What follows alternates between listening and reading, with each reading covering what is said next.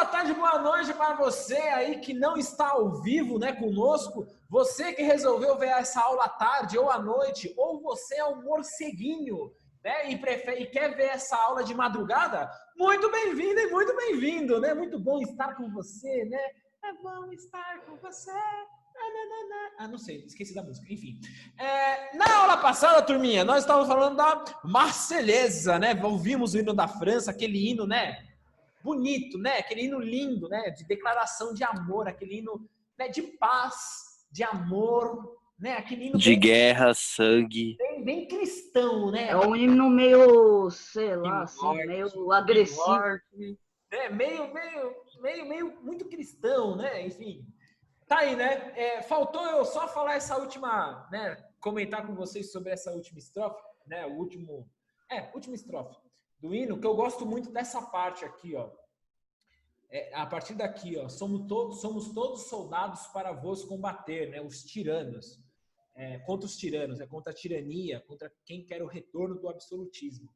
Se tombarem os nossos jovens heróis, a França novos produzirá contra vós, prontos para lutarem. Eu acho bem interessante isso aqui, que para mim vem aquela imagem, não sei se você já assistiu Hércules, daquela hidra que você corta uma cabeça, vem duas, corta duas, vem quatro e assim por diante. Então, eu acho que o sentido um pouco, me vem isso, é uma brisa minha, né? Seu professor de história é meio louco, né? Fazer o quê?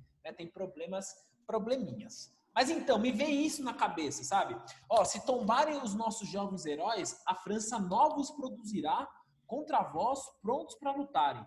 Pode matar o quanto for. Nós, os verdadeiros franceses... Então, olha que interessante. Quem é francês de verdade apoia a Revolução Francesa. Tem essa questão nacionalista aí, muito forte. Só é francês quem apoia a Revolução. Quem apoia o absolutismo não é francês, é outra coisa. Né? Então, pode matar o quanto for, que a gente vai continuar produzindo e vamos vencer essa batalha, vamos vencer essa luta. Aí, né, a estrofe, né? As armes citoyens, fomez vos bataillons, enfim, só sei falar francês isso. Só.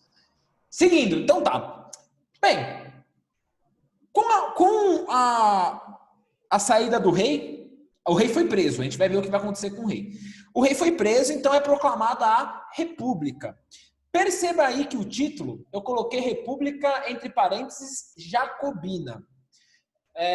Só para vocês, só para não ter problema, tá? Sei lá, se você for pesquisar em algum lugar e assim por diante. Tem um período em que o rei é afastado e o governo é composto por aquela assembleia. Só que vai ter um período, alguns meses depois, a república vai ser comandada só por jacobinos. A gente vai ver por que isso vai acontecer. Tudo bem? Beleza? Bem, um marco temporal importante, tá? Muito importante. A assembleia passa a ser chamada de convenção. Então, quando a França torna-se uma república, a Assembleia muda de nome, ela começa a se chamar convenção. Isso aqui você tem que prestar atenção, porque esse termo convenção é um marco temporal, então. Quando você vê um texto falando a convenção francesa, tá, então você sabe, opa, se falou o termo convenção francesa, então é período da República. Então é o período que eu estou tratando aqui com vocês. Então é importante você ter essa noção, tá bom? Convenção, então, é a época da República. Serve de ajuda. E é nesse período que o Luís XVI ele é julgado, o rei. Você tem um julgamento do Luís XVI. Qual vai ser, então, a sua condenação? Assim, básica, assim, suave. Uma condenação leve, assim, tranquila. Tá aí, de boa, a condenação dele. Suave. Guilhotinado, né? Cortaram a cabeça dele. E, além disso, né, pegaram a cabeça dele e mostraram ainda aqui, ó, né? Aquela coisa bem humanista, né? Bem aquele negócio de amor ao próximo, né? Que coisa maravilhosa. Então, daí é isso, tá bom? E isso é um impacto muito gigantesco, né? Porque você vem de uma França que sempre considerou o seu rei um ser divino, do nada não, né? Não é do nada. Mas como consequência desse processo do absolutismo, ele se esgota, chega ao seu fim, e aí, como fator de traição do rei, ele é guilhotinado. Perdeu aquela lógica do ser divino. Eu não estou aqui, eu não estou matando um escolhido de Deus. Porque o rei era isso, um escolhido de Deus. Eu estou assassinando um cara que traiu a França, que traiu a nação. Certo? Para eles era tipo um demônio, né? Né? De Deus foi para demônio, né? Seguindo. Mas não acho que as coisas ficaram tranquilas. A França, ela está em constante guerra. Constante guerra. Contra quem? Já vimos nas aulas anteriores, né? Você tem focos de tensões contra a revolução. Nós vimos já, né, o foco externo. O foco externo, Prússia e Áustria, países absolutistas que querem fazer com que o rei volte ao comando. Tudo bem, que a França volte a ser absolutista, que os nobres e o clero volte a ter privilégios. Beleza. Só que não ache que no âmbito interno a gente também não tem revoltas, não tem pessoas que são contra a revolução. Uma revolta clara e evidente foi a revolta de Vendéia. A revolução, gente, isso é importante, ela não é uma unanimidade dentro da França. Nada é unânime. A independência dos Estados Unidos não foi unânime, a Revolução Francesa não é unânime, porque quando a gente conta história, parece que assim, é todo mundo junto. Não, não é. Você tem um racha no país e aí vence aquele que tiver o discurso que convencer... Desculpa, nossa, gaguejei aqui um monte, né? Volta a fita. Voltou a fita. Ora, voltando à fita. Vence aquele que tiver o melhor discurso, tiver melhores vitórias no âmbito da guerra, em questão de armas. E aí, um exemplo foi a região de Vendéia, em que foram assassinados, essa revolta dá início, aqui você tem um quadro, né, em que republicanos, defensores então da Revolução, foram assassinados. Então, é deflagrada uma guerra e que dura, se eu não me engano, quase um ano essa guerra, tá? Essa revolta na cidade de Vendéia. Você tinha lá uma parte da população francesa, camponeses, que eram contra, porque a França estava em guerra, a fome prevalecia, então você tem uma continuidade. Então eles preferem voltar ao absolutismo, isso mesmo, eles escolhem, eles preferem. Ok, como eu falei para vocês, não há uma unanimidade, certo? Professor. Oi. Fala, Gabriel. Pode voltar no outro slide rapidinho, só para eu... Beleza? Foi? Obrigado. Beleza. Tá? Seguindo. Isso vai gerar, então, na França, uma crise externa e interna, obviamente, mas uma crise, um problema no âmbito econômico, né? A França, ela começa, em vez de ter camponeses trabalhando na terra, você tem camponeses com armas, apoiando contra a revolução, certo? E além disso, você tem a ameaça estrangeira. O que acontece? Com essa crise externa e interna, tira a print lá, lindão. Vai rápido aí. Desculpa, professor, é só para tirar. Pronto, obrigado, professor. Deus te abençoe. Com essa crise externa e interna, amém. Com essa crise externa e interna, qual que foi a atitude dos girondinos? Os girondinos, lembra quem são os girondinos, né? Aqueles que têm os grandes comerciantes, que eu brinquei com vocês, que é o dono do Extra, do Carrefour, né? Brinquei com isso. Maravilha. Aí, eles aumentam os preços dos produtos. Eles seguem uma lógica. Eles falam, pô, tem pouca produção, o número de alimento diminuiu. Ora, eu tenho um produto escasso e muita gente procurando. Ora, normal que o preço aumente, que o valor aumente. Ponto. E os girondinos tomaram essa medida. Vão aumentar o preço dos produtos. Só que, quando os girondinos aumentaram o preço dos produtos, o que gerou? A França voltou a ter fome. Muitas pessoas voltaram a ter fome, né? Consequentemente. E isso, galera, justifica o quadro aí para vocês, o quadro aí atrás, o quadro de trás. Você tem a convenção, né? Lembrem, a Assembleia mudou de nome, é convenção. Você tem a convenção e perceba, você tem pessoas com foice, pessoas com lanças, populares, né? Pessoas mais populares. Enquanto você tem pessoas aqui, gente da elite, você pode perceber, pessoas com peruca era um adereço da elite. Você tem aqui um padre, né, um clérigo, olhando aquilo e falando, meio que se escondendo, né, meio que tipo, eita, não sei de nada. Ora, por causa dessa situação em que a França estava, os girondinos terem aumentado o preço dos produtos e isso gerando fome, as camadas populares, lideradas pelos jacobinos, invadem a convenção e prendem todos os deputados girondinos. Todos os deputados girondinos são presos. Quem lidera os jacobinos? Robespierre, aquele que tinha desvendado a fuga do rei e que o rei ia levar instruções do exército, foi Robespierre. Robespierre ele ganha muita popularidade, né? Porque foi ele que conseguiu prender o rei, né? Que o rei não fosse para a Áustria, para a Prússia e com isso colocasse fim à revolução. E tá lá, invade a convenção e por isso que aqui é o período chamado de República Jacobina. Os jacobinos expulsam os girondinos da convenção por essa atitude. E aí, a maioria é jacobina, os jacobinos estão no poder. Graças a essa entrada dos jacobinos, algumas regras mudam. Lembram que tem aquela diferença entre jacobinos e girondinos? E que nós vimos que os jacobinos eles são muito mais radicais? Lembram disso? Maravilha. Então nós vamos ver certos avanços, certas mudanças, até radicais para a época que aconteceu quando os jacobinos chegaram ao poder. Beleza? Então, vamos lá. Você tem, então, com o Robespierre no comando, você tem uma nova declaração. Você tem uma nova declaração de direitos. Primeira atitude que eles tomam, sufrágio universal masculino. O que é sufrágio? Voto. Como que era o voto antes? Alguém lembra? Como que era o voto antes?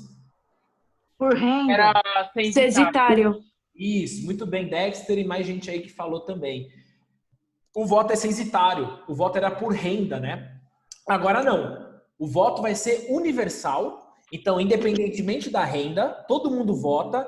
Quem não vota? Mulheres. Mulheres não votam. Isso aí vai ser uma briga que as mulheres vão ter que ter mais pra frente, né?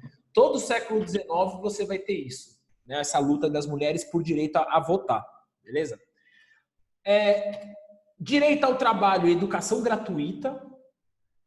Olha, coisas que nós temos hoje, né, que a gente luta hoje, são valores que vêm da Revolução Francesa e têm um impacto muito importante. Então, acredito que o governo tem que garantir trabalho, ele tem que gerar emprego e garantir uma educação para as pessoas, uma educação gratuita. Seguindo, reforma agrária. Alguém sabe o que é reforma agrária? Acho que eu já expliquei quando eu falei de iluminismo. Alguém lembra o que é reforma agrária? Não lembro, não.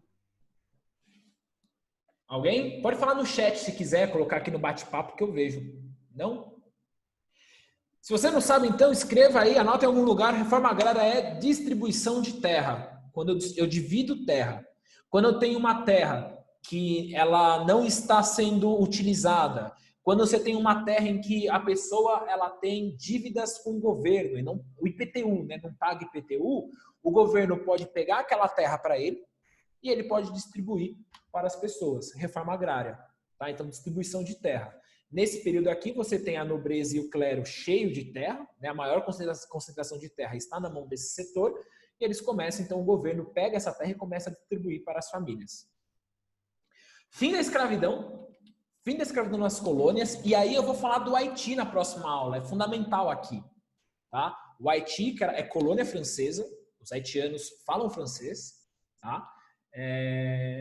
Eles conseguem a sua liberdade, ainda que continua sendo colônia da França nesse período, mas sem escravidão. A escravidão foi abolida. Outro fator, lei do máximo. O que é essa lei do máximo? Coloca um teto para o preço dos produtos.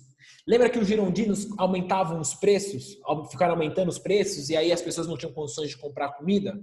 Os jacobinos vão impor uma lei do máximo. O que é essa lei do máximo? Um exemplo, o valor do pão não passa de R$3. Um exemplo, sei lá, o quilo do pão, não sei. Não passa de R$3. Ponto. Acabou. Não passa. Vai ficar assim. A gente vai congelar esse preço para que as pessoas tenham acesso à alimentação. Então, essa é a lei do máximo. Tipo o preço tabelado, então? Perfeito. É isso aí. É um preço tabelado, né? Não passa disso, já era. E assistência aos indigentes. Tá bom? Assistência aos indigentes. Peraí, não muda o slide ainda, professor. Tudo bem, pode tirar print, tá?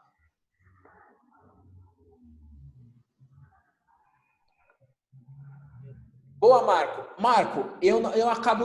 O Marco tá me fazendo uma pergunta. Professor, Peraí, Vitor. O Marco, ele tá me fazendo uma pergunta. Marco, pro 8º ano, eu não trato de outras lideranças, como o Mará, né? Você tem aí o Robespierre, tem o Danton, né? São os 3 cabeças, né, dos jacobinos. Eu não trato aqui deles, tá? Porque eu acho que já é muita informação, muita coisa. Eu deixo isso para falar mais no ensino médio, tá, Marco? Então, desses homens aí que você falou, que são líderes importantes da Revolução, eu não comento aqui com vocês, tá bom? Beleza? Peraí, professor. Mas se você depois, Marco, quiser tirar dúvida comigo aqui, você manda para mim no chat ou lá no chat online lá da escola que eu tiro curiosidade sua, beleza? Bem, turminha, aí você pode dizer, nossa, professor, os jacobinos são O10, eles são bons, eles são maravilhosos, eles são incríveis, amo, adorei, ó, hashtag aqui, ó, jacobinos, né, até o fim, é isso aí, eu sou jacobino, é isso aí. Nunca. Então, amigo e amiga, é nesse período jacobino em que você vai ter uma política conhecida como, vou mudar de slide, viu, gente? Você vai ter uma política conhecida como a política do terror. Olha lá, né, o desenho, né? As pessoas vão começar a ser guilhotinadas. Por isso que vai ser conhecido como a política do terror.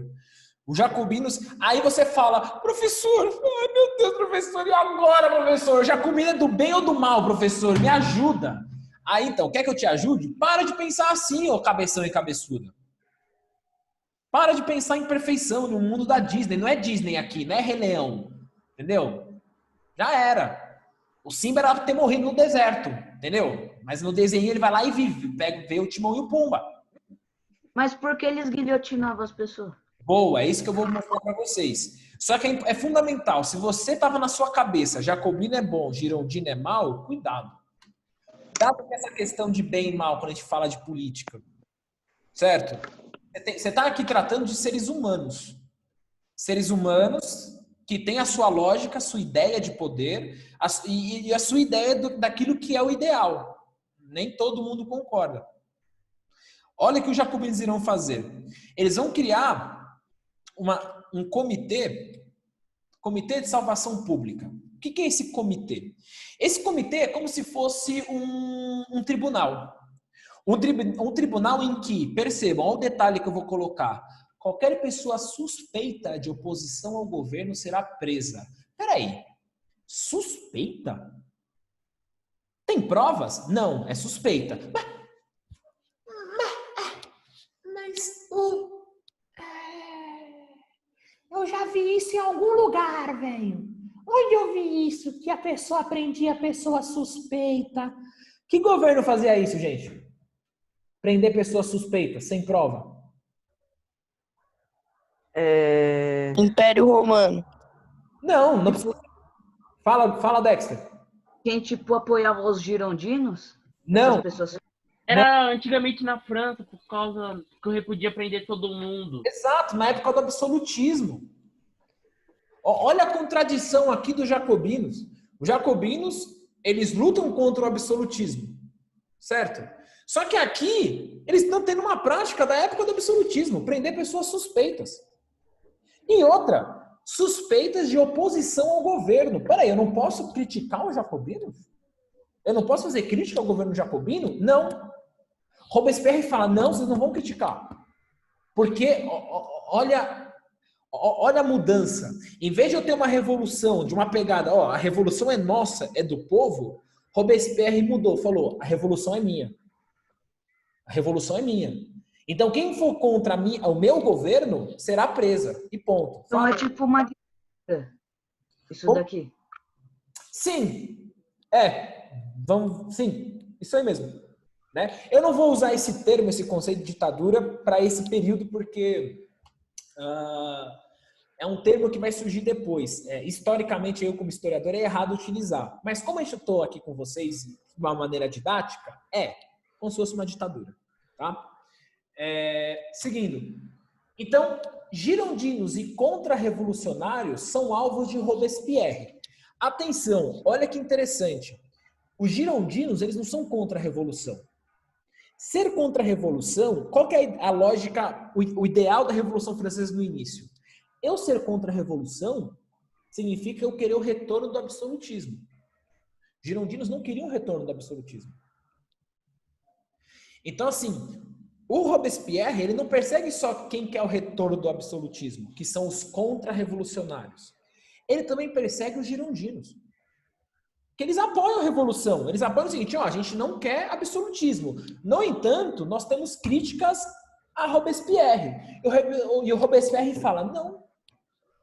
Se você critica a minha pessoa, você critica a revolução. Olha como o poder subiu a cabeça, como ele pode falar em nome da revolução. Se a revolução é feita por um conjunto de pessoas.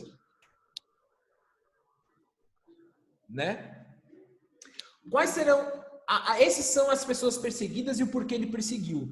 O poder sobe a cabeça, né? Beleza? E aí eu vou falar as consequências dessa política. Alguém tem uma pergunta? Alguém ia falar alguma coisa? Tudo bem?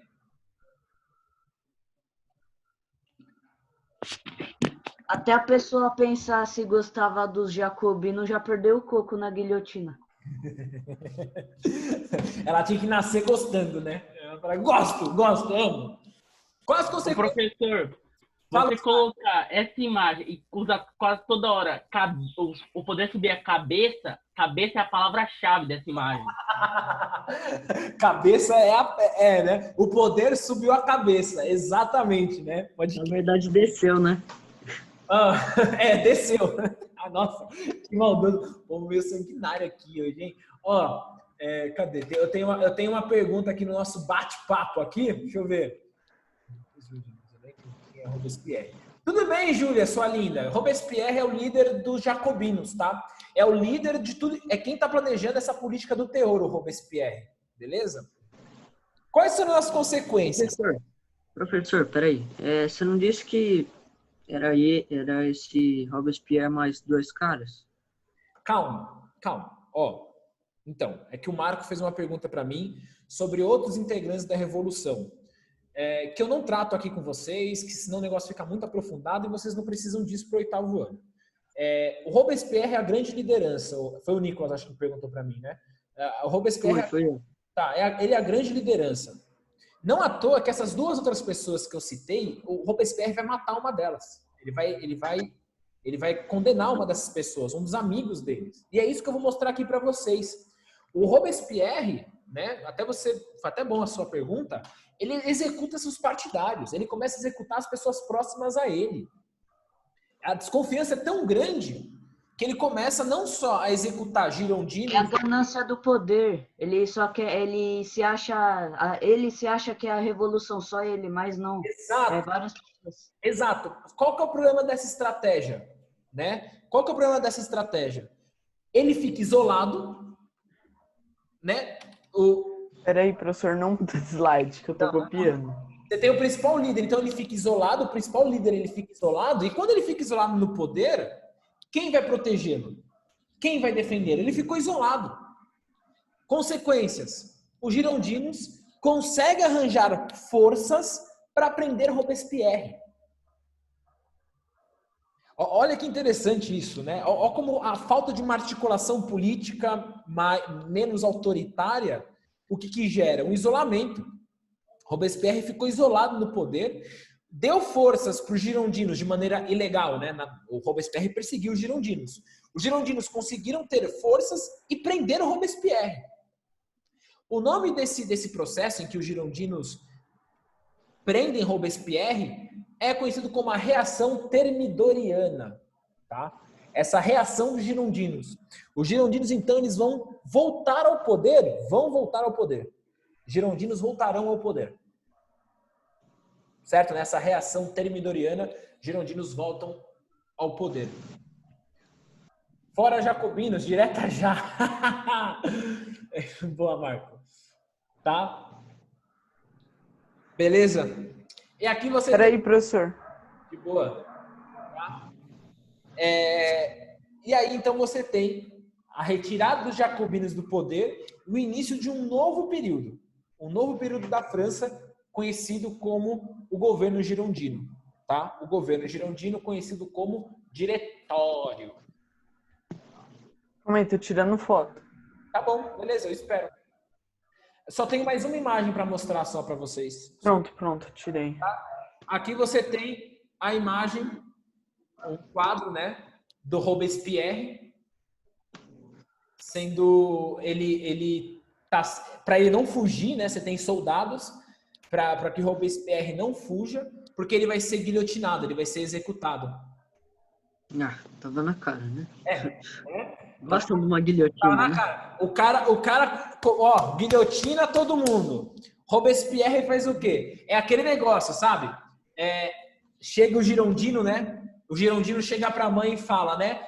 Mãe, o Jacobino me bateu. Aí a sua mãe pega na sua mão e ela fala, então, filho, você sabe, né? Aquilo que a gente aprende na igreja. Você sabe aquilo que eu te ensinei, né? Quando um coleguinha bate em você, não é? Vai contra tudo isso. Aí você responde, mãe, eu entendi. Então, aí a sua mãe fala pra você, então, sabe tudo isso que eu falei pra você? Pode esquecer! Senta a mão nesse moleque aí que bateu em você na próxima vez, moleque! Tá? Não deixa não, viu? Senta a mão nele! Meu, eu nunca esqueço a minha mãe falando essas coisas pra mim, né? Senta a mão nele, moleque! Eu ficava assim, tipo, mano, minha mãe tá falando... Minha também falou, putz, vixe, não sei como faço agora. Meu, o pessoal entrou aqui pra ver se tava tudo bem. Tá tudo ótimo, tá tranquilo, aula de história, normal. Aí minha mãe falava essas coisas pra mim, tipo, senta a mão nele, não deixa. Eu ficava assim, caraca, minha mãe quer que eu bata nos outros. Tipo, eu ficava meio... Era muito engraçado, eu ficava meio tipo, mano, caraca, é mesmo? É pra fazer isso mesmo? Ai, meu Deus do céu. Minha mãe ficava louca da vida. Enfim, que mãe não fica, né? Que mãe não fala? Então, o que eu quero dar esse exemplo? Gente, vai ter vingança. Girondinos vão começar a guilhotinar Jacobino a rodo. Entendeu? Girondino escutou a mãe. Ah, é, mãe? Vou revidar. E revidou. Revidou. Tá? Esse revide eu explico para vocês na próxima aula. Beleza? Acabou. O que eu tinha planejado para falar hoje, acabou. Acabou. Ô, professor. Ah. Fala. Professor, essa imagem me lembrou a primeira cena de Vingadores Ultimato, quando o Thanos estava cozinhando. Todos os Vingadores chegaram. Nossa, é verdade. E aí cortou a cabeça, né? O Barrada tem uma... Exatamente. O Barrada tem uma pergunta. E o príncipe da França não influenciou nada da Revolução? Barrada, a família real, ela foi presa, ela foi executada. Acabou. Foi executada. É a família do rei. Então, Mário, a família foi executada, foi guilhotinada. Luís XVI foi guilhotinado no começo de janeiro de 1700. Esqueci a data. Mas ele foi guilhotinado, acho que 1700. Deixa eu ver quando é a República. Se eu ver o ano da República, eu sei. 792. Em 93, tá? Início de 1793, o Luís XVI ele é guilhotinado e a sua esposa, uns 6 meses depois, ela estando presa, ela é guilhotinada, tá? O Luís XVI e a sua esposa são guilhotinados. Os filhos, eu não sei se eles ficaram... Agora vai faltar essa informação, mas eu sei que o Luís XVI e a esposa foram guilhotinados, foram mortos. Então, assim, não há influências da família real aqui nesse período, tá? É Girondino, Jacobino, os sans-culottes e assim por diante, tá? É isso. Se alguém tiver alguma dúvida, aproveite. Se não, vou embora. Vamos lá. Tchau, professor. É isso? Falou. Não vai embora não, vai embora não. Tchau. Te cuidem. Falou, é nóis. É nóis. Professor, 5 minutos ainda. Use máscara. É o que eu tinha pra falar hoje, velho. Vou fazer o quê? É isso. Usem máscara, passem álcool gel, ajudem a mãe de vocês a limpar as coisas, viu? Banheiro. Beba água. Spoiler da próxima aula? Oi? Dá um spoiler da próxima aula pra gente? Não, vou não, tá? Ó, é pra ajudar a mãe a lavar a louça, tá bom? Ó, principalmente, sabe aquele cestinho que fica aqueles restos de comida? Sabe aquela coisa que você tem que pegar? Ai, meu Deus, dá um nojo, né? Mas fazer o quê? Tem que tirar, viu? Leva o lixo, que mais? Passa um pano aí no seu quarto, tá? Seu quarto tá imundo aí, né? Passa um pano aí, vê se ajuda a mamãe e papai, tá bom? E é isso. E não brigue com o seu irmão mais novo e nem com o seu irmão mais velho, tá bom? Não brigue com ele. Façam as pazes. Isso é impossível. Isso é impossível. Que isso? Mais amor. Nesse período de quarentena a gente precisa de amor. Precisamos de Devo informar que essa relação verdadeira é só briga. Que isso? Sem brigas. Tá bom? Beijo, te cuidem. Tchau. Fui embora. Até. Falou, tchau.